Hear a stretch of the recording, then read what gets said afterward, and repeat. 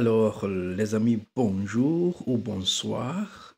Dans la dernière vidéo, j'ai parlé de Mobutu, le président feu, le maréchal Mobutu Sese Seko Mwendo Zabanga, qui était en fait le président du Zaïre avant qu'il ne soit pas le Congo.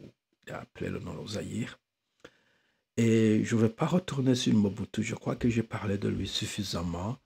Mais je voudrais juste prendre cette opportunité pour du moins euh, dire à ceux qui soutiennent Mobutu que je comprends que bien sûr, sous Mobutu, il y avait beaucoup plus de stabilité qu'aujourd'hui, mais que tout de même, il a fragilisé le Congo. Et je ne veux pas le cingler, il n'est pas le seul, je ne veux pas le cibler. Il y avait aussi d'autres dirigeants africains après l'indépendance. Je ne sais pas s'ils ne savaient pas ce qu'ils faisaient. Mais c'est ça, c'est pas ça le dossier aujourd'hui. Je veux parler de la richesse du Congo qui, au lieu de devenir une bénédiction pour le pays, est devenue plutôt une malédiction. Et cela, comme je le disais toujours, c'est pas spécifique au Congo. Je crois que la plupart des pays africains, leurs ressources naturelles sont plutôt une source de conflit qu'une source de développement. Alors, j'ai voulu cette fois-ci être un peu beaucoup plus scientifique, puisque souvent je parle de choses que je connais, mais comme tout humain, je ne connais tout, je ne connais pas tout. Et cette fois-ci, j'ai demandé à ChatGPT en général, quel est le pays le plus riche en minerais? Et ce que nous voyons ici, c'est que donc, en général, le pays le plus riche en minerais et en diversité ressources naturelles à travers le monde est souvent considéré comme étant qui? La République démocratique du Congo. Oui, le pays le plus riche en minerais, ladies and gentlemen, mesdames et messieurs, c'est la République démocratique du Congo.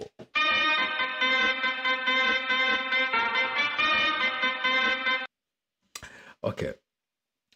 Alors, la République démocratique du Congo possède donc une quantité incroyable de ressources minérales, non seulement en termes de volume, mais aussi en variété.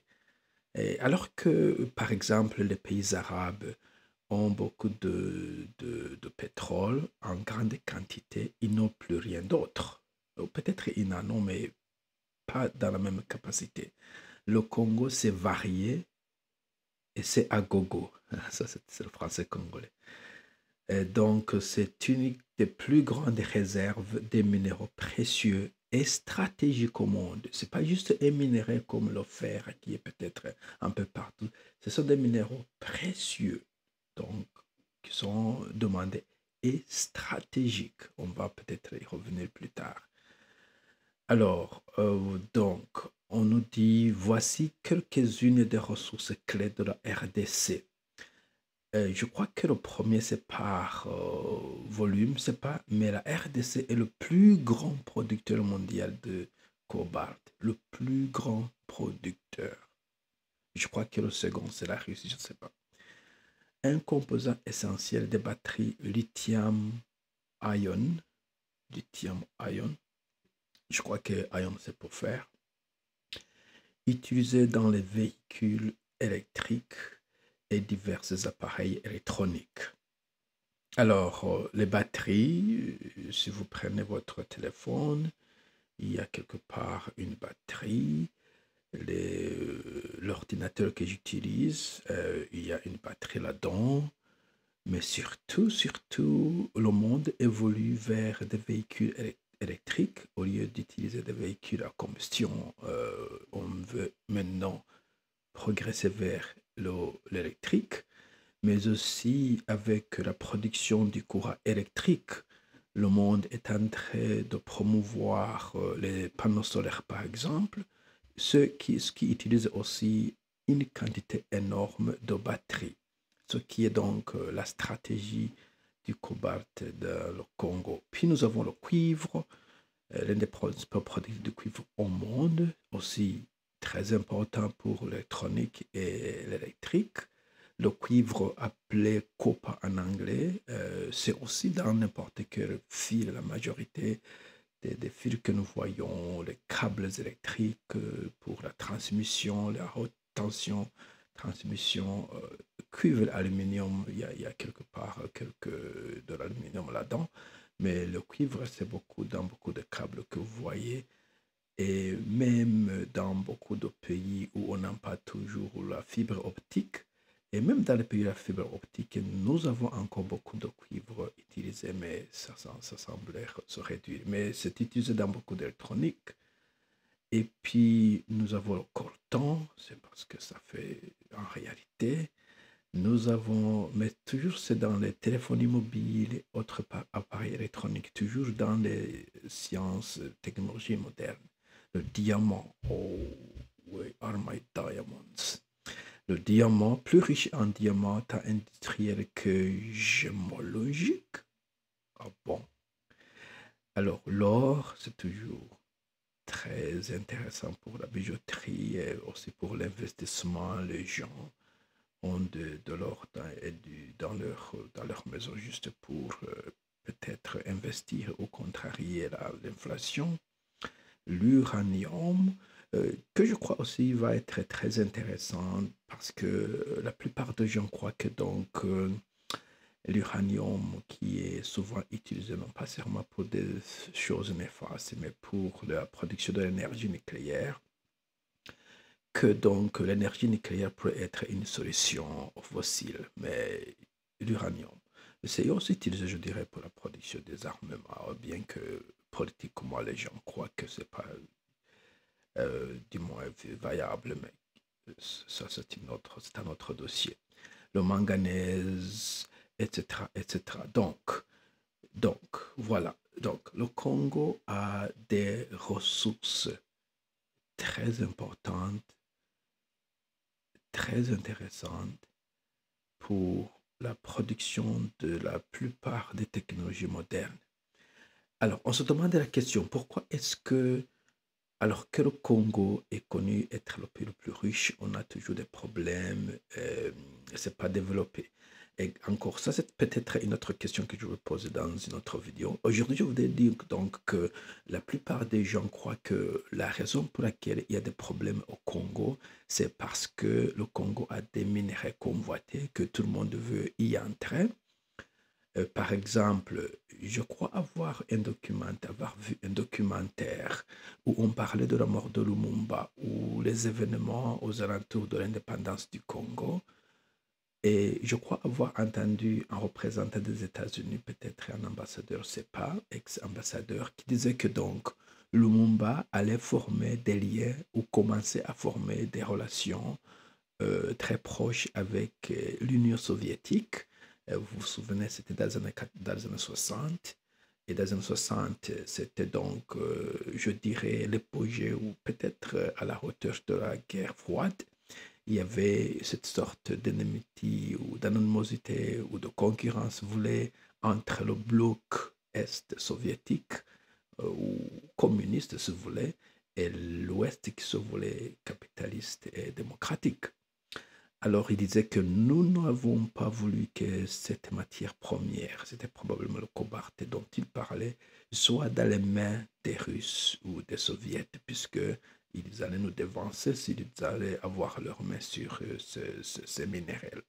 Alors, nous avons dû, en Amos qui disait que donc ils ont dû éliminer Lumumba pour éviter qu'il ne fasse pas des liens avec les communistes, les soviétiques.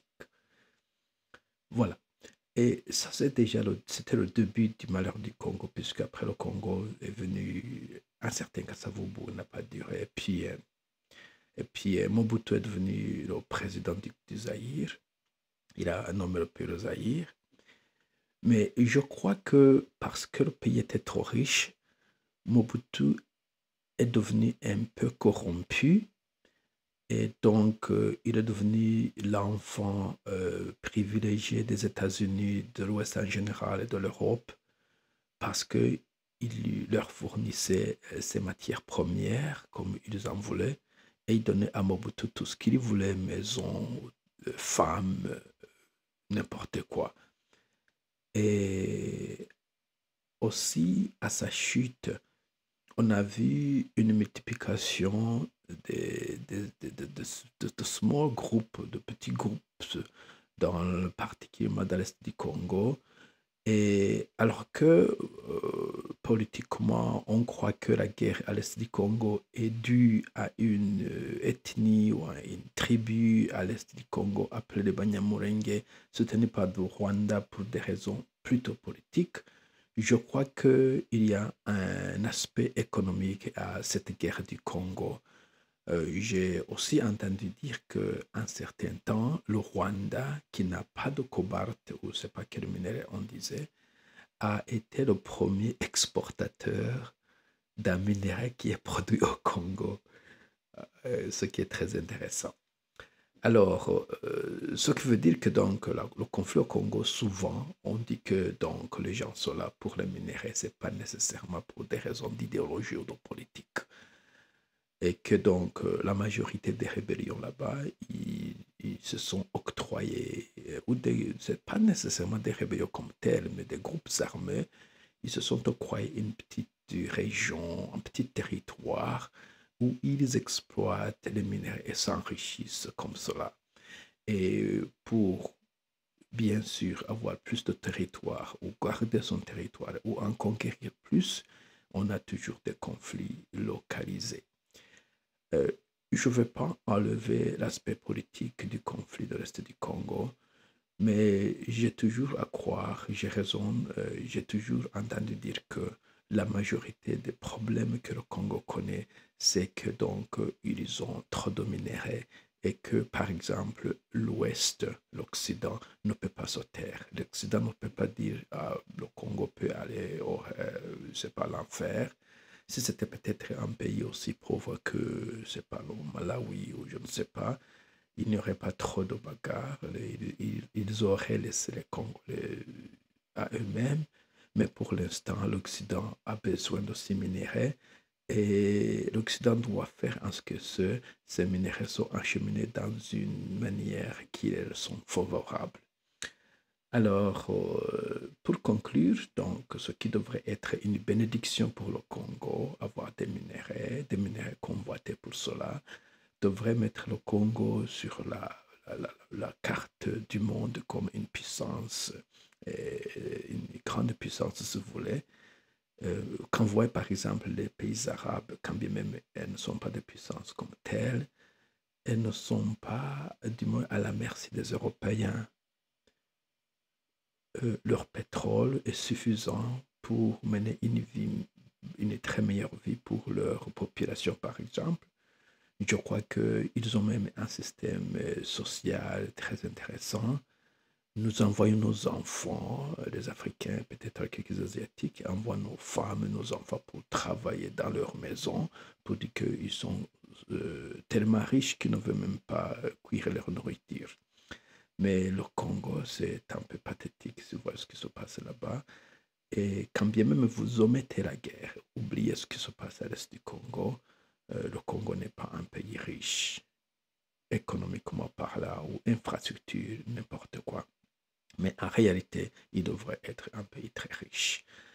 Voilà donc ce que je voulais dire, que la plupart de la corruption qui s'est manifestée au Congo, la plupart des assassinats qui se sont faits au Congo, je crois même que Kabila avait peut-être un pacte avec le Rwanda ou l'armée rwandaise et ougandaise pour l'aider à conquérir Kinshasa. Et je crois qu'il y avait peut-être des accords pour continuer à procurer à ces pays quelques-unes de ces ressources naturelles dont dispose le Congo.